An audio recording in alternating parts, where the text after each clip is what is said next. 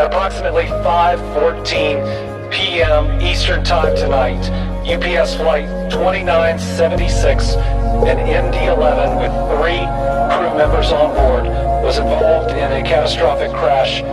Anybody who has seen the images and the video know how violent this crash is.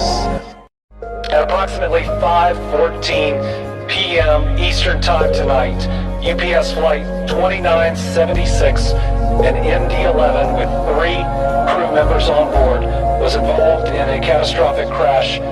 Anybody who has seen the images and the video know how violent this crash is. At approximately 5:14 p.m. Eastern Time tonight, UPS Flight 2976, an MD-11 with 3 crew members on board, was involved in a catastrophic crash. Anybody who has seen the images and the video know how violent this crash is. At approximately 5:14 p.m. Eastern Time tonight, UPS Flight 2976